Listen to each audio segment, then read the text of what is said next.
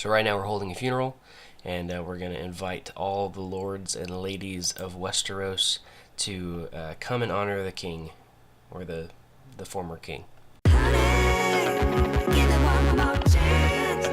Well, my friends, it is time for King Aegon VI to be remembered and to be lifted up in the history books as a great Westerosi king, uniter of the kingdom, usurper of the throne, restorer of a dynasty, and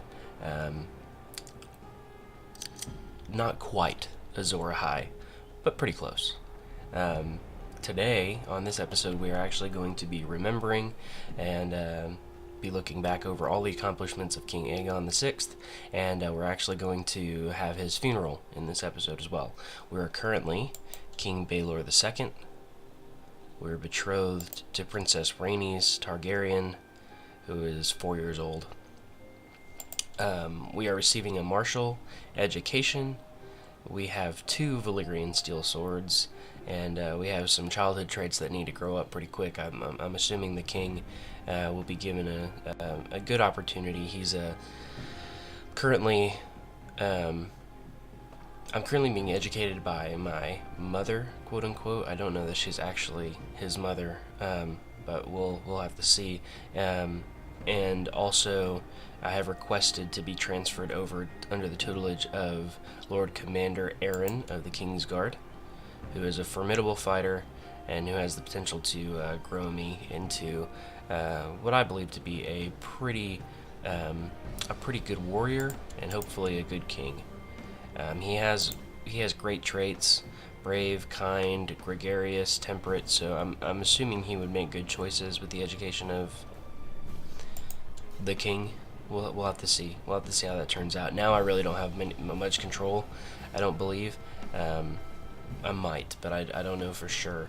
And then once the funeral is over and everything is back to kind of stasis in King's Landing, we're going to approach the dragon, Rhaegal, and see if we can't become a dragon rider as well. So I might take a look at what other dragons are around, just in case, because Rhaegal is maimed. We'll have to look and see if there's any chance that he won't recover from that normally. So, but he is the strongest dragon in the world at the moment, in spite of the maiming. So we'll have to see if that has any lasting effect on him, and maybe we'll change things up a little bit. But I don't think so. So right now we're holding a funeral, and we're going to invite all the lords and ladies of Westeros to come and honor the king, or the former king. The invitations have been sent to the lords and ladies of the realm to come to the funeral. It is time to prepare the feast for the funeral itself. The guests will arrive soon, best get on with it. Look, here's the potential for growth for these childhood traits. Deep thoughts interests me, but I would love to hear the answers to some questions. I'm gonna have to ask my guardian. Dang it. I've gained the shy trait. Okay, so I'm gonna gain brave. I would have rather gained ambitious, but brave is fine. I suppose we'll just have to deal with it. All the guests have arrived at King's Landing, and it's now time to start the feasting to celebrate the life of King Aegon VI Targaryen. Look at all those nobles.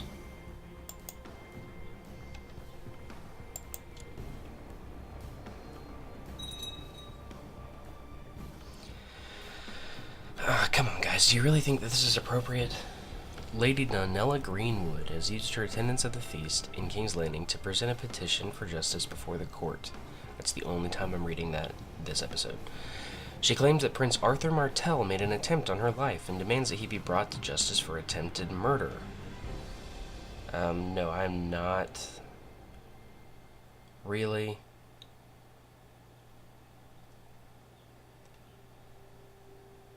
I'm not going to arrest him.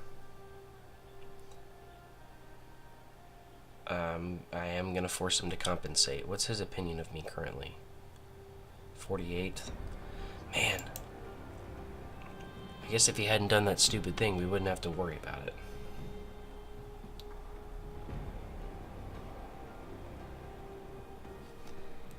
Two of your courtiers at the feast have brought a dispute before you to settle.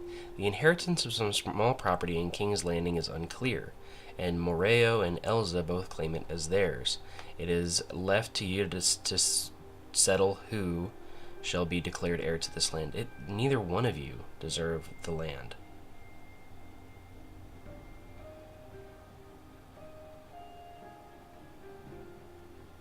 But I'm gonna find favor in Moreo.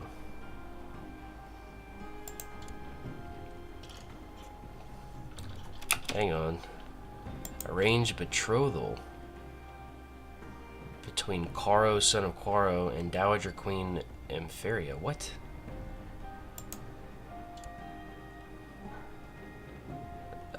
What?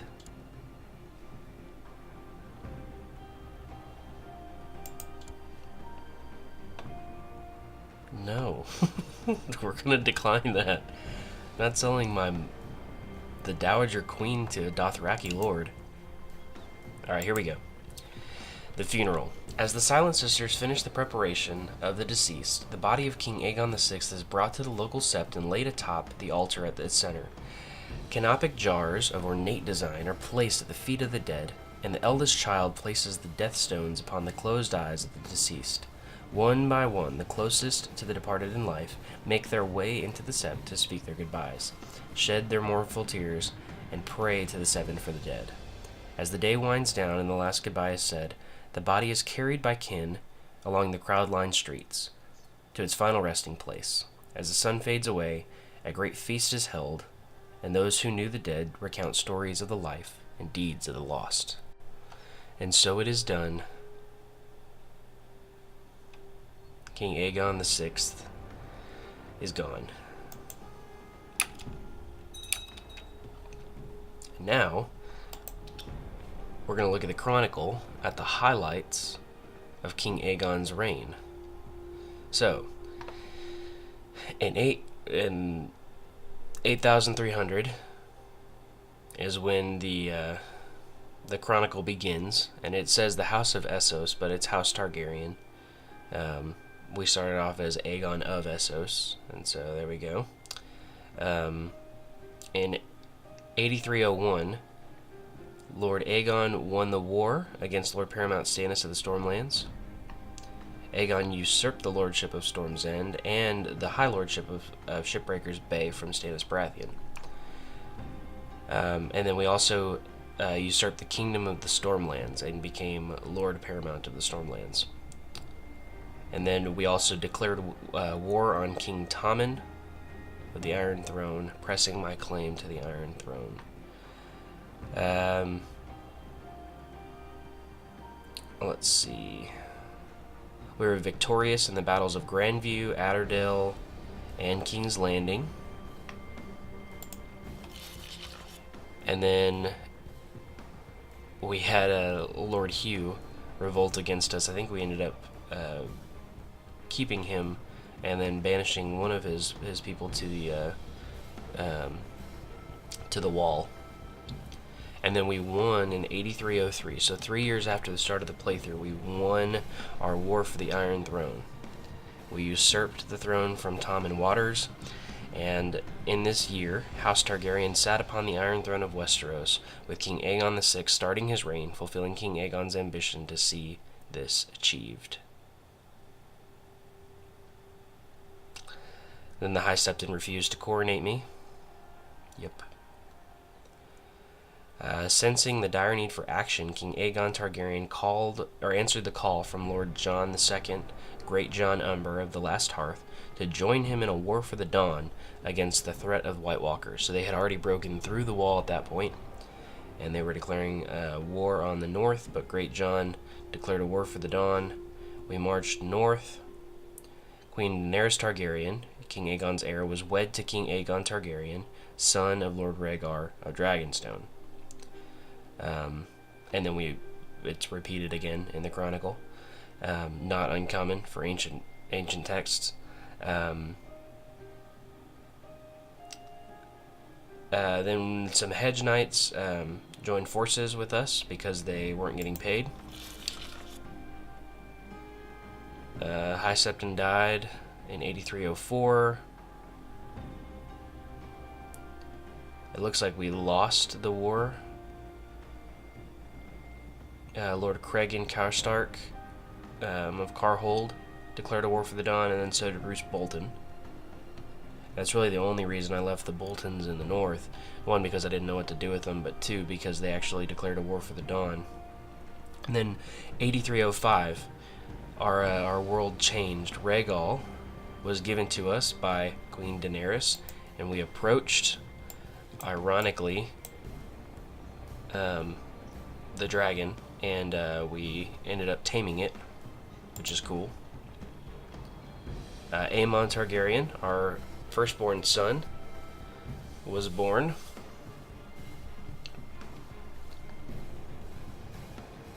I inherited Stokeworth from Bronn of the Blackwater in 8307.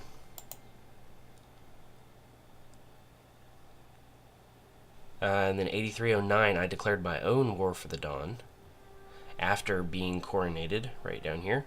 It took us 5 years to get coronated by the High Septon. And then a son, Aegon Targaryen, was born, who is actually Baelor's father. So this was actually the line of the king right here. Was born in 8309.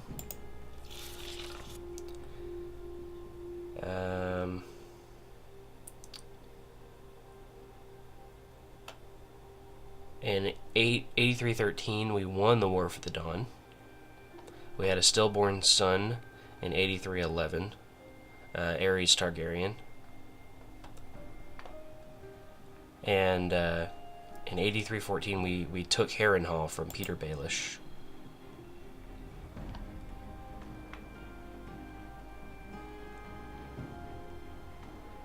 And that's pretty much where the chronicle ends, which is ironic because 8315 is the last year in it, and it's 8356. So they haven't been doing a good job of keeping up with it. But those are the highlights of the early life of King Aegon of House Targaryen. We took over him when he was 18 years old, leading troops against Lord Paramount Stannis, and he died at the ripe old age of 74. So quite a while, almost 60 years playing as Aegon, and 32 episodes obviously playing as Aegon, and now we're his son, or his grandson, King Baylor II of House Targaryen. You know, it was a fun ride as Aegon, and I'm excited to see what Baylor is able to do. I'm excited to see him grow and see what kind of a man he becomes. Okay, so I was just checking this information. Rhaegal is currently at the Red Keep. He's locked in the Dragon Pit, which is not where we want him to be. He is maimed, and that is not good. So what we'll do is we'll approach him. He's still, even maimed with -20 martial, he's still almost as strong as Viserion, who's actually lazy, and his size growth is going to be very very reduced. He is Roth, which is a higher dragon skill estimate, but he currently doesn't have a rider, and I don't remember the last time somebody had him as a rider. I think it was actually Victorian Greyjoy was the last person to ride Viserion, and so he's actually in court at Pike. So there is that. I think Rhaegal is the better choice of dragon at the moment. His child, Orberion, is currently being ridden by this dude. I don't know why.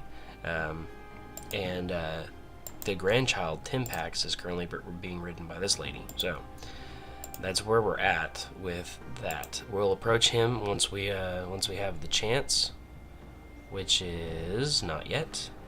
But we are going to request coronation at the age of 13, and we'll see how that goes. To his most devout grace, King Baylor, second of his name, in the name of the seven, I, the High Septon, would like to offer you my blessing to allow your coronation in the great sept of the faith. As King of the Andals, the Rhoynar, and the First Men, Lord of the Seven Kingdoms, protector of the realm under my guidance.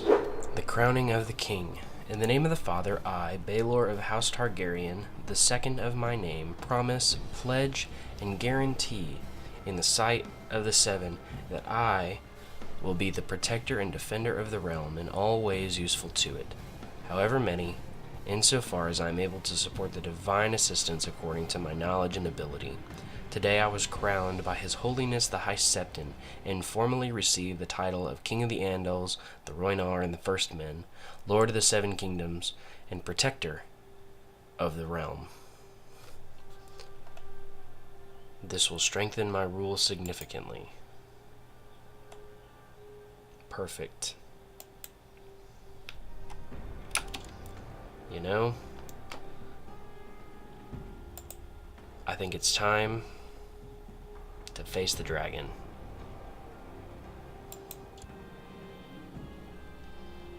I will face Rhaegal and hope that I don't die. Here we go. Scoured the area in search of Rhaegal, and now I've finally cornered the beast. What shall I do with him? You are mine. I have successfully tamed Rhaegal. The world is mine.